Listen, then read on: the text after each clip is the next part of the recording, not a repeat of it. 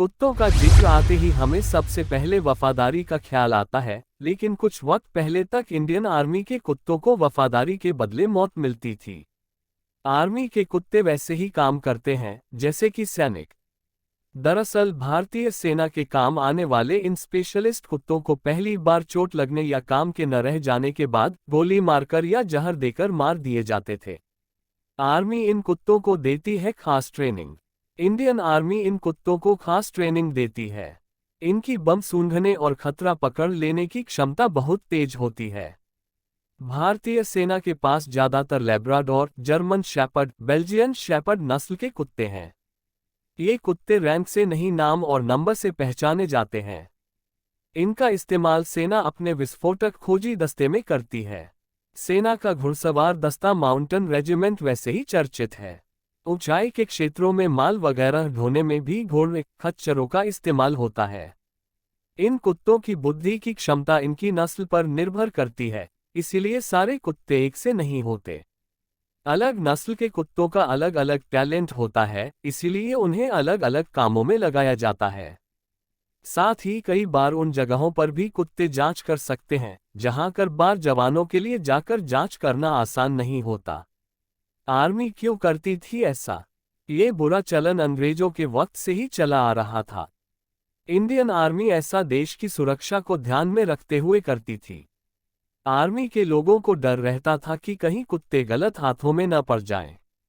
ऐसे में उनका गलत इस्तेमाल हो सकता था, क्योंकि इन एक्सपर्ट कुत्तों को आर्मी के सेफ और खुफिया ठिकानों के बारे में पूरी जानकारी होती है। इसके अलावा गंभीर रूप से चोटिल हो जाने या बीमार पड़ जाने पर भी कुत्तों के साथ ऐसा किया जाता था।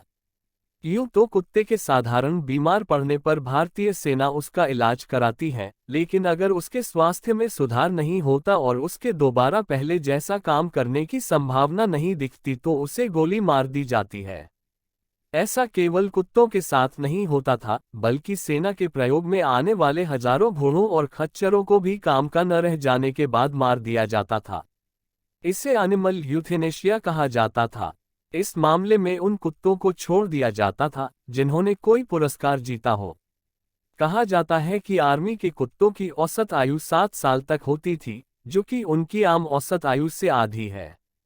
आर्मी का इन्हें अडॉप्शन के लिए देने के बजाय मारने का एक तर्क ये भी था कि आतंकरोधी ऑपरेशंस में यूज होने वाले कुत्तों को घर में बच्चों के साथ नहीं रखा जा सकता है।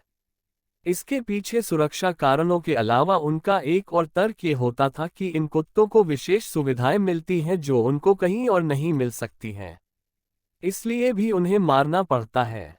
2015 से ही कुत्तों को न मारने के लिए नीति तैयार कर रही थी सरकार। 2015 में सरकार ने कहा था कि वह ऐसी नीति तैयार कर रही है जिसके तहत आर्मी में यूज होने वाले डॉग्स को मारा नहीं जाएगा, बल्कि इसका कोई दूसरा विकल्प ढूंढा जाएगा। इन विकल्पों में से एक उन्हें अडॉप्ट करना भी है। कई देशों में कुत्तों को अडॉप्ट करने का कानून है।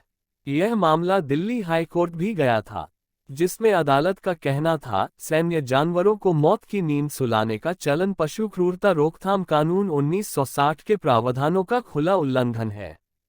2017 में इसके लिए मेरठ में कुत्तों को एक old age home war dog training school में स्थापित किया गया है। इस मौके पर एक आर्मी ऑफिसर ने बताया था कि इन कुत्तों को केवल उसी स्थिति में मारा जाएगा जब मेडिकल तौर पर मौत ही अंतिम सहारा रह जाएगी। भारत में भी पहले से ही कर्नाटक और पश्चिम बंगाल आदि राज्यों में इन कुत्तों को अडॉप्ट करने की सुविधा थी।